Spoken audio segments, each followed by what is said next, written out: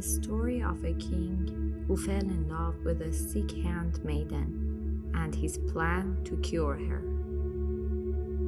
Once upon a time, there was a king, a pious and a kind king who fell in love with an ordinary girl.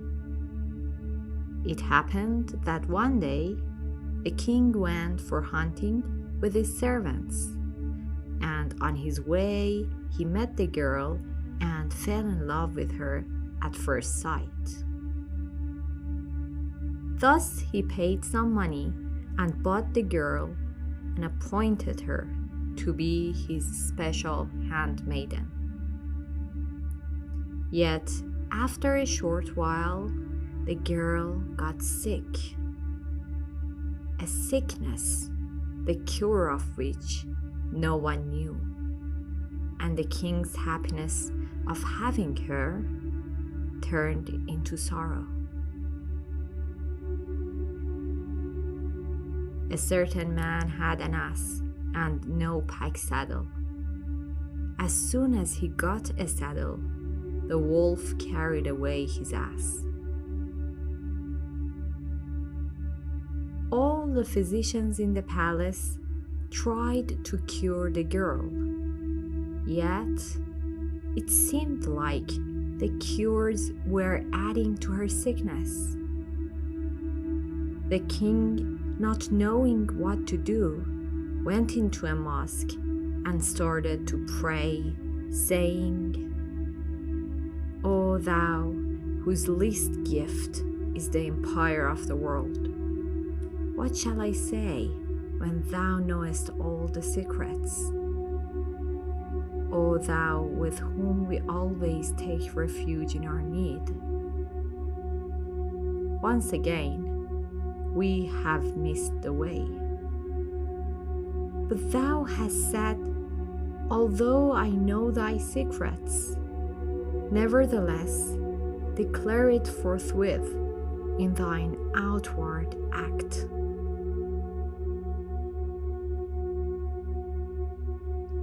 The king fell asleep amid his tears, and in his dream, he saw an old man who promised him that a knowledgeable physician will come to the palace who knows the cure for the handmaiden's sickness. The next morning, the king, who was waiting for the strange physician, saw a man coming to the palace, and he knew right away that he was the promised physician. Having heard about the girl's illness, the physician told the king that all the cures until now have just been the opposite of what she needed, but he will cure her. Thus, he demanded to talk with the girl in secrecy. After some inquiry, the physician discovered that the girl was sick because of love.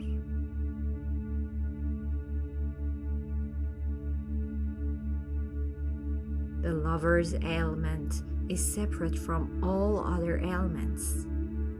Love is the astrolabe of the mysteries of God.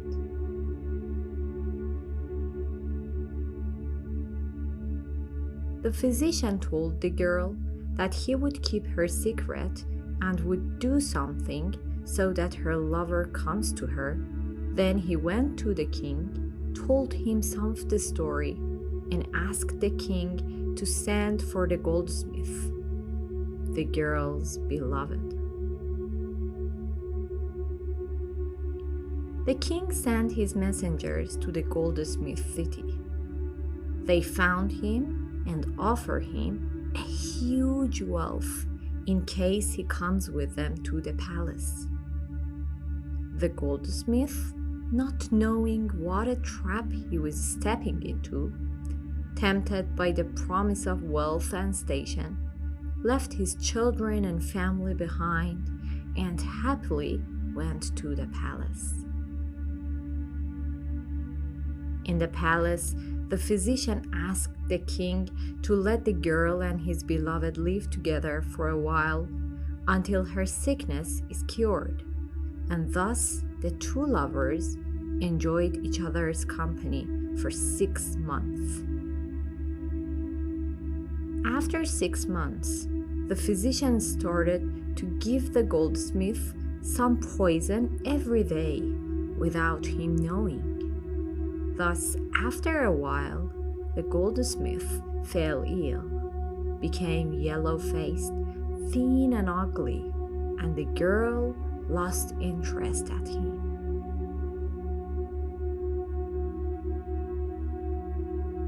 Those loves which are for the sake of outward beauty are not love. In the end, they are a disgrace. The goldsmith, knowing that he was going to die soon, said that the world would take revenge from whoever did this, and soon afterwards he died. He went under the earth and died.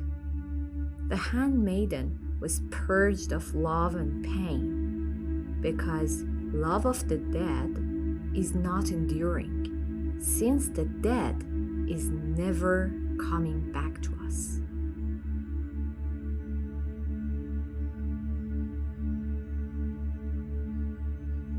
Oh, reader, don't think that the physician was an ordinary man who would kill others for the want of money or the joy of station. The physician is in fact a man of God who only follows God's orders. Thus, you too put your life in front of such a person. Let him destroy the you in you, so that you can find immortal life. Each one of us in this world is like the girl who was sick with love for the goldsmith. The goldsmith is the object of our attachment. Know that your attachment to the objects of the senses in the world causes your sickness and forgetfulness. Lack of proper education has made man sick and far from his own potentials. Messengers of God, like true physicians, come to us to educate us to see the gold mine already within us. Thus, keep your eyes and your ears open so as to find these physicians, because they are the only guides who can help you regain your health. The king, indeed, was a high-ranked spirit who'd be ready to do whatever the true man of God conveys to him from God. Therefore, don't fear for your life if you step into this path. Be ready and happy for all the tests that may come your way, and be sure of the truth that the child trembles at the barber's scalpel, while the fond mother is happy at that moment. The barber takes half a life and gives that which enters not into your imagination.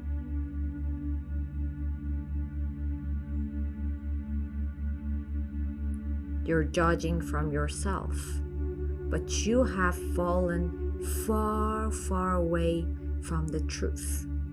Consider it well.